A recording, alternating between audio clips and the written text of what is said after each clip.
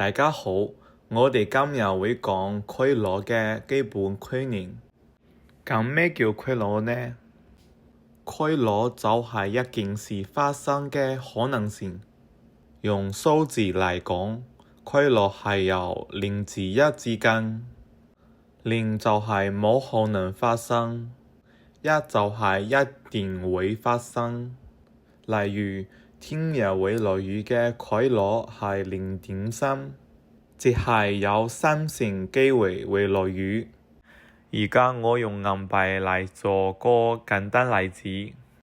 如果我掟一次銀幣，得2個結果，正面或者反面，呢2個結果都係規律一樣嘅，所以每個結果嘅規律就係1半0.5，呢個就係最基本嘅等可能事件。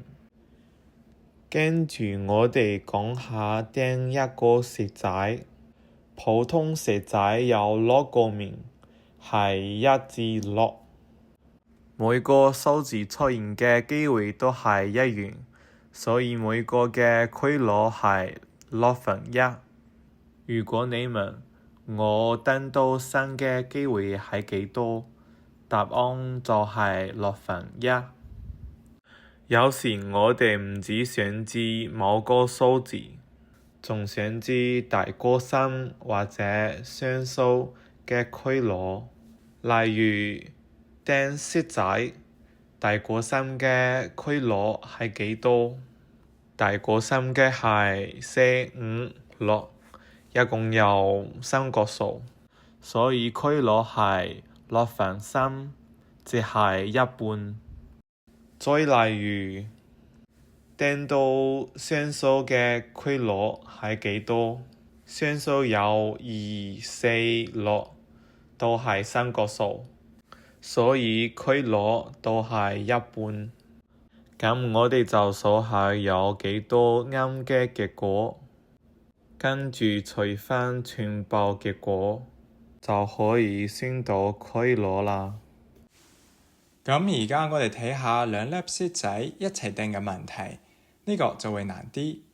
好似如果我哋想知2粒骰仔加埋係7嘅概率，點樣計呢？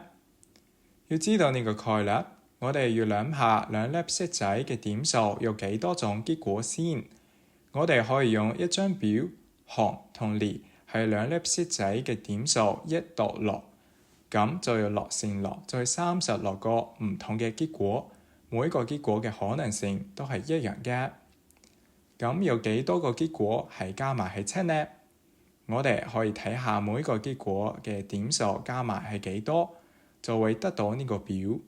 睇下1加6、2加5、3加4、4加3、5加2、6加1，呢啲加埋都係7，所以就有6個。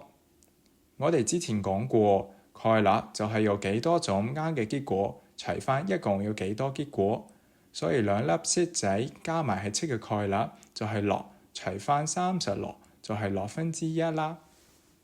再好似同學 A 同同學 B， 每個人掟1粒骰仔，睇下邊個嘅點數大，咁同學 A 大過同學 B 嘅概率係幾多呢？大家估下。係唔係有人覺得係1/2啊？因為同學 A 大同同學 B 大嘅概率係一樣嘅。係就係，但係除咗呢啲結果之外，仲有一樣大嘅可能添，所以呢個答案係唔啱㗎。咁我哋同之前一樣，用表嚟計，一共嘅結果都係36個。有幾多個結果係 A 大過 B 呢？其實有呢啲結果。所以我哋同之前一樣，15除36就係12/5，呢個就係 A 大過 B 嘅概率啦。今日我哋用銀仔同骰仔學識咗概率。一句講晒，概率就係可能性嘅大細。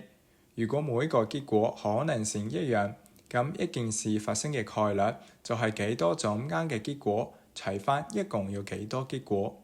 仲有，我哋可以用表嚟幫我哋計有幾多種啱嘅結果。